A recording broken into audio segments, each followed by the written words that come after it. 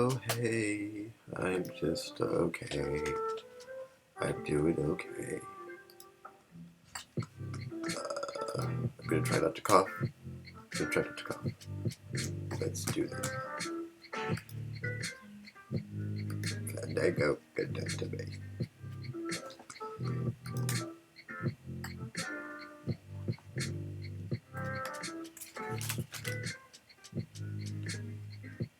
The random faith generator, where we press this button which produces a random faith, active or extinct, always real or eternally fictional, grandiose or petty as fuck. And once the faith is randomly determined, we will listen to the homily of the week from the pastoral agent of that particular faith, and we will employ discernment on its message to extract what relevance and value it has for our lives. Now, quick.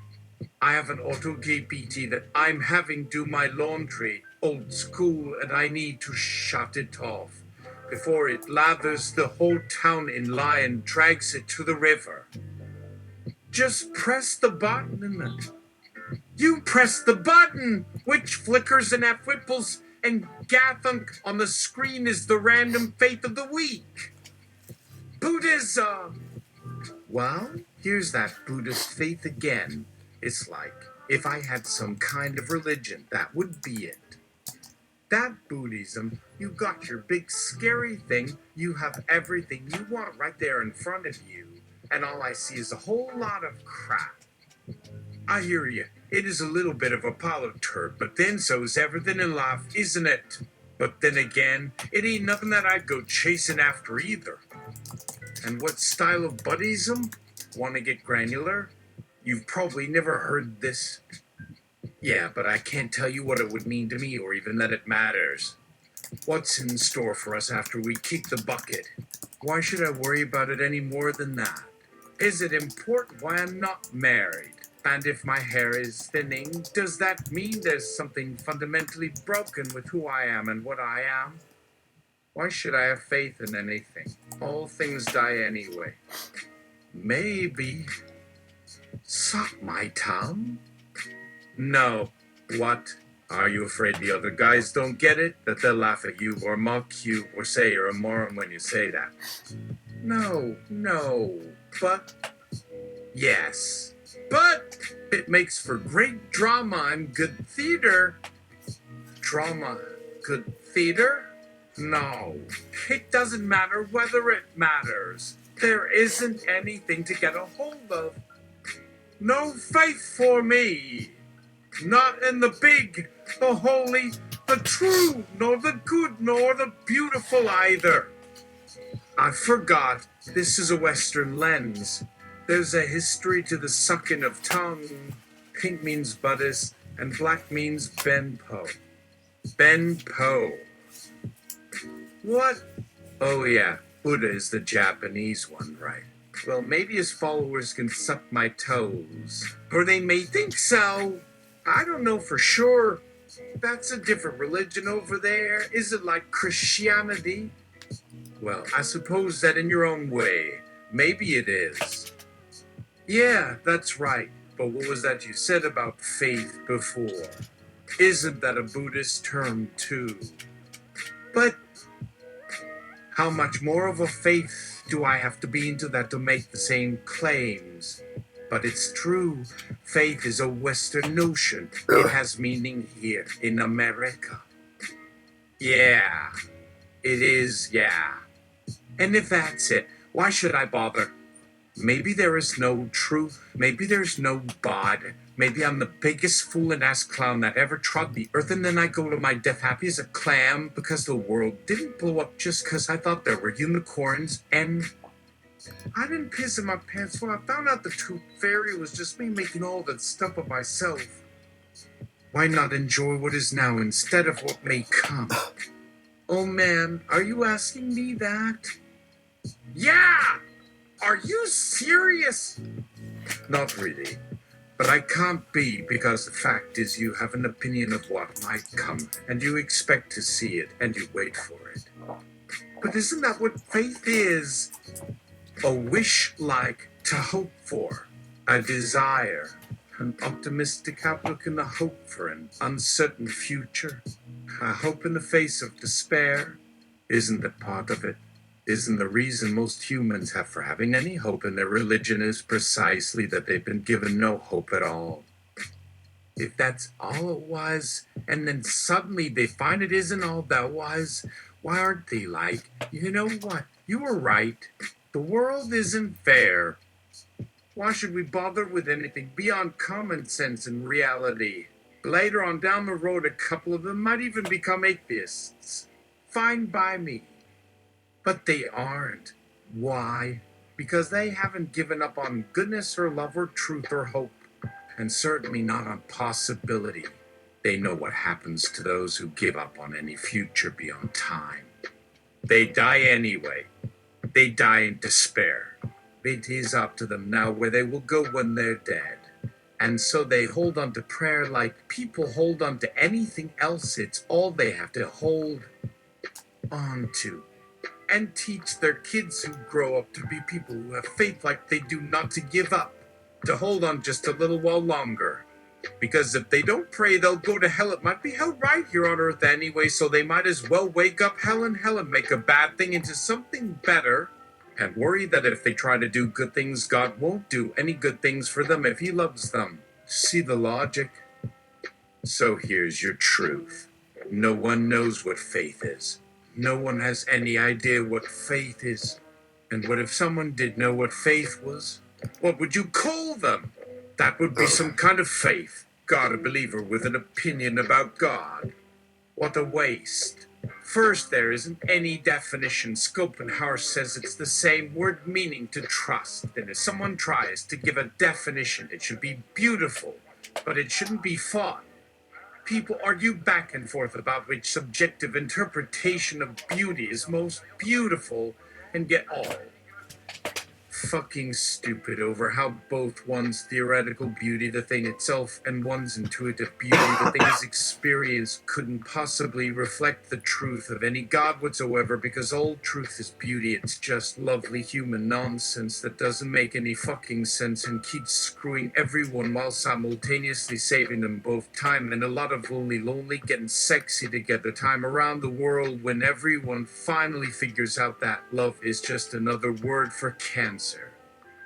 To put it simply, people who have an opinion about God don't seem to think God needed an opinion about religion when he started it all, but when asked what he thinks about fucking over non-believers and treating their skepticism like this harmless but ghastly disease that must be punished, so the selfish unbelievers believe in him because God told them it was bad not to. People who have opinions about God say fuck a lot more than they used to while pretending righteous indignation instead of gleeful schadenfreude at what a disgraceful fucking but mere byproduct. An all-knowing, perfect moral system is assassination of anyone who isn't fat and blonde and white and heterosexual has made of humanity. And I don't know how anyone can think we're supposed to view this as some kind of consensual getting it on good love making with God when hatred disguised as love is so much more erotic and enjoyable than maternal love that you don't have to do anything but show up and your entire family gets raised by welfareists without an ounce of self-reliance or moral fortitude standing between them and everything they want that doesn't involve knowing how to take care of themselves without dodging their parents' manipulations. If I had known that love was going to bring this about, I'd have trimmed those fucking prickly balls a long time ago. Phooey! I can't even believe I need to say this. I've already lost an entire letter's worth of letters from people making religious pronouncements about how if Jesus say fuck, he'll forgive me for saying it too, even though it totally means I'm not submitting myself to him. But anyone who speaks badly about Jesus is just disagreeing with him and is not properly submissive to him. Doctrine, the ball-brained middle school version, and preaching corny morality cliches instead of being open to new information or letting my mind work it out for itself in free association with other facts, or letting people know right from wrong myself instead of being spoon-fed whatever rejected dogma some other spineless citizen pleaser wanted me to use as crutches. They'd shiver as they told me these were some sacred words from on high, with their earnest eyes begging me not to disagree with them anymore.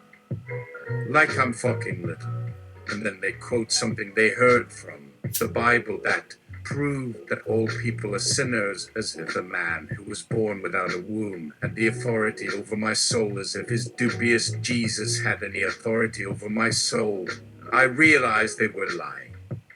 I'll never forget the day when I finally let that one lie inside me die.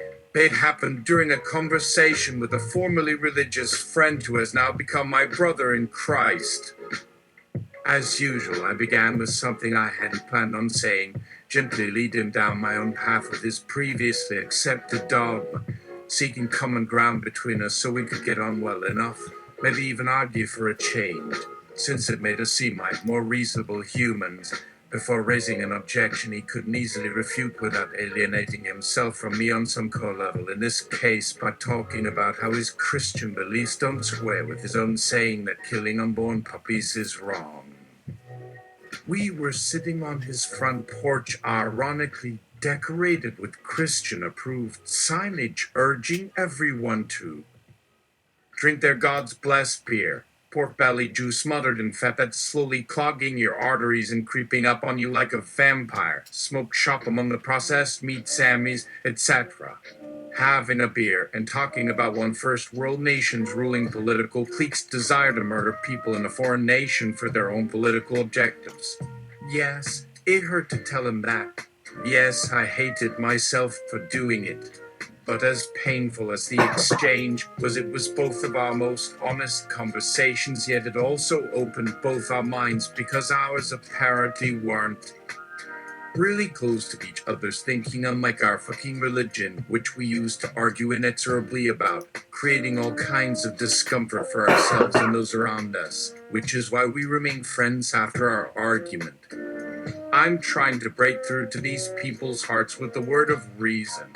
It sounds like something an almost soldier would say, that the word of reason means he'll tell you something he knows even though it will hurt your feelings because he never really said it in the first place, rather than speak his true thoughts or even figure out what thought the person already took from him.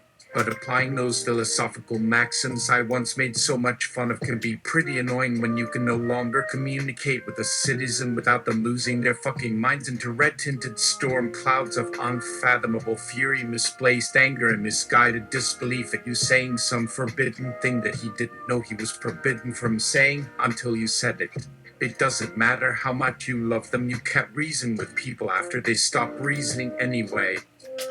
That's why I need God out here, watching these uncivilized dumbasses and keeping them in line so they don't defile my river again with their goddamn god-awful toxic shit. Goddamn those trees. There are bears out here chewing away at these goddamn tree cookies just like they do in nature all the time anyway. Damn it. The bears beating all those trees down is a sign from heaven appearing in an aspect that fits best within historical narrative, further confirming what science already knows: bear shit left behind after eating. That shit has protein and fiber. And so does this shit here. God damn it, man, I'm sorry, holy shit, there it goes again. There's a war brewing between me and those who don't appreciate my god-awful chicken feed and refuse to pay up. I will have to cull the rest of these goddamn undesirables until the real chicken growers kick me off their land with untold quantities of worthless tree piss without netting whatever derivative use they might see fit for it going forward. Damn, but I wish chickens wouldn't cluck no matter what shape my homemade nets take. I'm sorry, but chicken poop is chicken poop when it gets passed up through their digestive systems, whether it comes out through their silly little chicken asses or through their featherier haunches. It must actually be where wings were meant to come from: waste management of an essential chicken staple, right along with extra feathers for when they want to shift nest in the colder months, or taxes on property you own clearly intended to ensure brown vermin don't eat their insides, like something off The Walking Dead that reminds me why we need vegetarians around these parts. Why are there so many adult Christians in positions of power? Why aren't most them kids following Christ with the intention of creating flying cars of time manipulation and shit? Why are all these Christians the actual machine centers of society who truly live off the grid while the rest of us want all that robotized extra umph and are thankful for one more smart appliance dedicated solely to washing dirty dishes? You had a chance there, but let me just shake my head at your selfishness and greed, which takes advantage of hunger, larceny, propaganda designed to validate profiteering by feeding off real chickens and turning them into meaty slabs of greasy food that doesn't really need to exist. But I just can't help but think how the rather ubiquitous, oily unhealthiness paired with yet another instance of subsidized grain indulgence will affect my own heart in just a minute or so. Gross. It didn't occur to me that it was quite this greasy when I ordered it. Why am I sweating now? It wasn't only greasy, but also moist. Like glazed dough covered with creamy fat. Gross. I need another fry. Oh, look, it's not even lunch yet. Why would adults still make fun of me for not wanting to go back to school? It's not as though I don't want to go back and blink, blink, blob. What kind of God would give me eyes like these? Why does this light bother me so much? God hurts! Why do people only realize how important this stuff is after they lose their terrible eyesight? All this shit is starting to make sense now that I'm on the brink of blindness without that secret fix my priest has been keeping from me. This is righteous. I don't actually need to blink all the time anymore because there isn't much light over here. Now I can focus better on my corpus callosum, which runs between both hemispheres of my brain with signals traveling at 2 frames per second without the pesky blank patches in one hemisphere, while enabling stereo perception along with depth perception despite my too imaginative imagination. That was right before it finally happened. A whispering voice behind me says, "Follow me." The light went away just before that other moment in time. But I now have it back only because I have someone else's hands guiding mine. Light comes in through these doctorate lenses today because using nets makes it easier for my Igma chickens to eat them when she has really tiny beak holes. It is really awesome to be up in space right now. Our survival instincts will have no troubles acclimating well enough into space so long as we don't get eaten by things which should never exist past any reasonable boundary between fantasy and reality. There are no healthy non-fantasy creatures up here in space. However, I think there must be some survival instincts which instigate creatures which look more like us rather than aliens who have our same features, only better, although they could try harder too. All you need is some lungs which keeps air circulating around your body while maintaining a protective layer of atmosphere around our cells, as well as acting as our catalyst for making whatever chemicals we prove through our guts we might need in a given sequence to synthesize whatever was just flavored the way we like while retaining the taste we have come to expect. This happens while our taste buds are adapting to, since chemo works on you too. All this theory pooling disguised as science, which can also be used to help us self-deconstruct who we are, because we are always being bombarded by information we encounter for what we should think this society is about. Who would ever think it's so much shit no one ever means?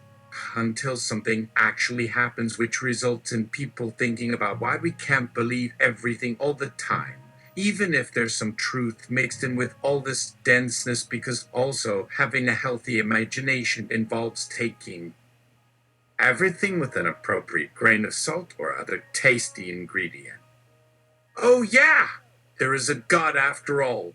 At least as much as it depends on us believing there is a God, because science tries to prove there isn't any God other than what keeps sky covered in clouds, whether we're at home helping ourselves make healthy meals or if we're getting fed. Science tries hard to estimate how much of the air is in space right now, but no one can see beyond the speed of light for all its power. Also God.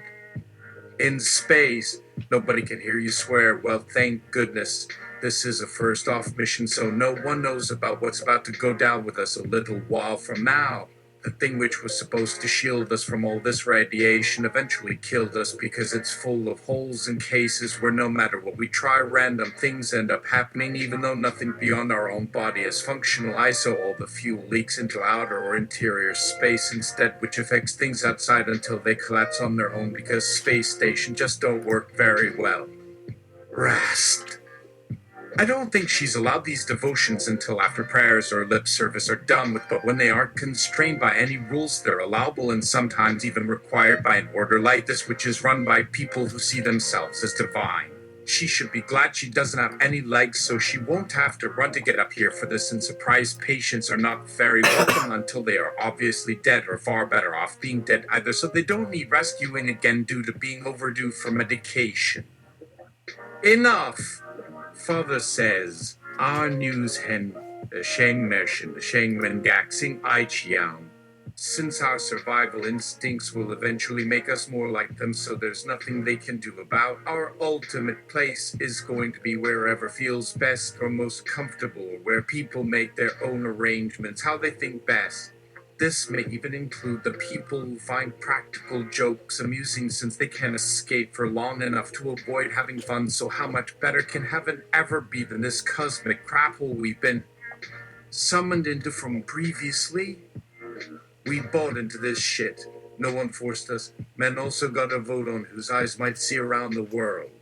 This whole agreement has turned into a shit to the ultimate answer, adding up to being redundant, about turning every religious comparison into questions one was implicitly making that led me to believe politicians really do understand reality. Politics does nearly expectations affect reality because certain religious types try to hide reality from people through various institutions. Actually, I think I'm getting a little too excited about what's actually happening here to be easier to say reality isn't destined for what you'd want it to be. It's like finding out the guy you thought was your friend was actually lying about liking you, and so you wouldn't find out sooner when he straight up rejected you so he could keep pretending there was something here worth saving, and then he really proposed to someone. Marriage is commitment, can only move forward once your alliance is established, becoming entangled in your friend's view of happy ever after, and so later you would have called off your wedding to your friend, but it's a moot point now because you died. If anyone would like assistance on that issue, please exit to the appropriate aisle and ask for help. The name tag will indicate where you are welcome among us. From technically legal to death threat, even for sane people, Constitution has been broken. So wait, I say, was the church going to confess or something? Yes, he says. But we all have only so much control over the church. I am sending volunteers away from you, still able to reach you if you can be reached again. Gotcha, I say, but what about me? You'll be cared for until an order can think you through. Since we have no degree of confidence that will be in your favor, I've sent you to another world. Neat. I say, does it have as many cows as Earthor? There will be plenty of cows in your world. Cows are as common as dirty shoes. Got it. What about religion? Do I have any liberty in that area? If it's only cows, my philosophy of pragmatism steering me away from a spiritual one isn't going to work there. Do not worry about that. Father says, you're more than welcome to build your own philosophy on whatever is required from a practical standpoint. You won't be bothered anymore. You're good? He asked. A matter of national security might prevent this kind of technical assistance, but since I'm choosing an out-of-body experience, yeah, come near me so that my soul may enter your body, he says from out of my view. Oh, I say, sure, and bolt into his view to avoid jumping. He quickly says, catch, then disentangles himself from my view and blocks my path by separating himself from me. Then he jumps away. Looking around myself for a new way out while looking at myself as I read the sign solar system. Earth is 2 thumbs up. It shows up as S then dips below it to show a planet with a paragraph and some additional writing here and there about whatever gives the image life, which already said it all earlier. The image isn't moving and looks like it's 15 frames done in Photoshop, but it has a bluish tint that is bright enough to see someone's face clearly, whose eyes seem full of hope or apprehension. For whatever reason, the typeface text itself looks almost handwritten. Phrase: Sunday go to meeting on a Sunday. Who'd have thunk? Where we press this button, which produces a random faith active or extinct, always real, or eternally fictional, grandiose, or petty as fuck. And once the faith is randomly determined, we will listen to the homily of the week from the pastoral agent of that particular faith. Now quick, I have 15,000 chickens to cook today. Just press the button! I'm just thinking that this exploration will probably not result in saving anyone's life while fleecing 15,000 chickens. But with time on my hands, maybe. I wasn't ever expecting a miracle or anything that easy, but well, if I'm here anyway, I might as well see what's going on inside the competition for Goddard and aliens don't count. And just to take everything calmly in my own stride. This is way more important than any human sacrifice I could ever donate my own self. Maybe better than sacrificing myself for an unrealistic political ideal or whatever idealism. Like I said, it doesn't seem plausible that death was ever planned for me since they gave me this chance. Because this is where I don't want to go, but this is where they sent me initially and ghosts still don't exist. Better than taking them at face value and believing in crap. But better than being killed in office by 2,000 mass shootings or 3 nuclear bomb attacks by one person who successfully smuggled weapons into a secure zone full of highly trained professionals working for the same organization you're tending. Which happened to me in reality, but not really in fiction. I'm dead, which makes things really weird in fiction. But neither wild food riots were happening over their bankruptcy proceedings or an anomaly happened in New York City or planes being hijacked by secret alien life attacking fantasy cities in fiction. Tragic news always wins more viewers. Like real news anyway. Here on Earth, we have reality television and comic book heroes. At least everyone knew who Superman was in theory. The real deal who everyone hated who had superpowers. How many people tried finding their own personal superpowers because they knew they were out there? According to the uncles, most of them slept with their cousins. Perfect example. They sold me these random voices like concern real and actual churchgoers who voted for John Folliard. Or muted imagining future infallible leaders' voices, which are just random voices in my head. False shouting my own voice so I know everyone's gotten, but I don't care because I prefer my own voice chanting my own commands. Because of these voices, I was able to discern Goliath's taunting monologue for what it really was, which was obvious from the beginning without any mental trickery either. And finally, when Goliath asked me, why not save yourself instead? His monologue was designed to make me say only one thing. Not many, but one thing that would be cleverly manipulated into sounding clever.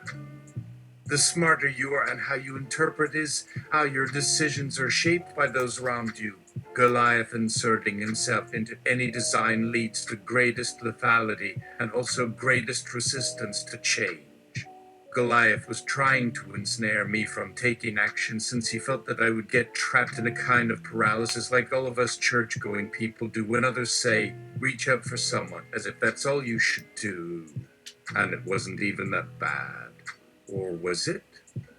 Because I realized he's not an engineer or a scientist as much as he is an actor pretending to be somebody else so that others will talk about him as God. So he names himself Goliath. The name of one of Jesus' disciples, begging to get caught because God made him complicated, filled with political power shit, mixed up with this world with politics and everything else so that his plan wouldn't fail and his vanity wouldn't suffer. Wow. These two, clever for their own good, prophets are prophets nobody wants and everybody hates for sure.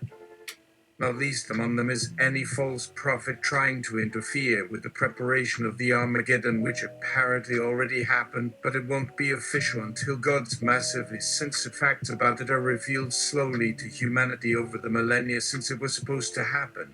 And now here's me talking about Goliath's obvious ploy as Goliath himself, because, well, he actually died before anyone even saw him because he can't be seen except by a select group of people.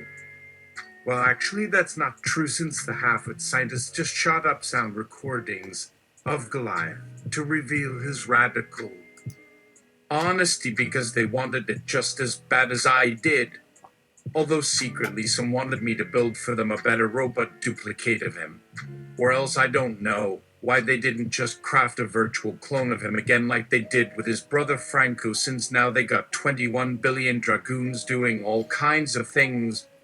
Except they're just hearing Goliath's voice repeating his orders, so they need somebody to hear it for them because they're not into it, at least if it could talk back. I guess that is normal when you have a robot that is so ultra-realistic that it can't just shoot him or punch him or anything else. That's what God with his army, most of them, are doing. And although it's just theorized, there's something still left over from the final battle with God, where God and Satan sealed up out of God's sight, contenting himself with only hearsay. Always third-hand information pertaining to what Satan had been doing up to then, instead of God listening to his own son on his deathbed after all he had done wrong. God never really actively did anything until after Satan had been sealed up. But then Satan was called up again, only this time after returning from the half-world containing the wormholes, where he spent all the time getting more powerful and more spiritual, but also becoming insane. Maybe it was the wormholes which turned out to be harmless and a mere amusement instead. So Satan has finally uncovered all his missing technology since God had banished him away from Earth, until at least the destruction of the planet itself happened, whereas even Satan didn't know this until God's son had been touched by the other side for so long during the events of Armageddon that he took the trip back from this world where he had so memorably come from at least once before. Satan has just finally proved everyone wrong about him. God did not know in advance what kind of God to make Satan, because who would have wanted us to expect there would be any rules? Divine magic makes any mistake worth it. When God said, "You may judge me," Satan would have judged best if he had said, "I'll judge anything you can think of." Satan was not going to tell you what he was really thinking. Only what he might think you wanted to hear. That's why John does not tell us that Jesus' first words were words of love for mankind. I come in the name of love. I come bearing good news about what I have found emotionally inside the realm, where time and distance no longer matter and rules and laws do not apply. And that was true for him too, since for answer after answer after answer after answer, God himself echoed back exactly Satan's answers, except when Peter spoke or Judas. Jesus knew God was cursing him before he died, accusing him with his own last breath. I never knew you. Your heart is not right with me. Jesus had a heart like me, only kinder. Has to be true for all of us someday soon, though. But don't you see who has won and who has lost? My Goliath was too nice for his own good. He didn't want anybody interfering with his mission, even when his atomic engines were running out of fuel. So with each atomic engine depleted at once, Goliath uttered its last words with reserved deep rage. When hell breaks loose on this world, the last one, because Goliath could do nothing about. Peacemaker 2000, which you will never be able to prevent. After all these years, when humans use any nuclear engine, now at the most they get like 48 hours till it burns out, and they can't go anywhere. There is no fuel. Goliath wanted us to destroy ourselves now instead of starving till we eventually did it in 7 billion years. You folks must always be talking about war and how it will probably end all life. Of course you say that when there will always be room for life, like there has always been room for life on Earth, where nothing changes since before you were born. But then, wait till you guys type your death sentences in 2030. Not even 8,000 left, but only time enough to count 10 seconds from now, and you won't be here typing anymore because we would have destroyed ourselves already. Do you hear yourselves? Didn't you guys just read War and Peace about how Russia could never rule Russia's neighbors when Russia could bribe them? Well, even Russia can't bribe Australia. Why not? Because they can already instantly kill them all anytime they want when they need to run away, no matter where they are or how long they need to run away. How crazy can you get?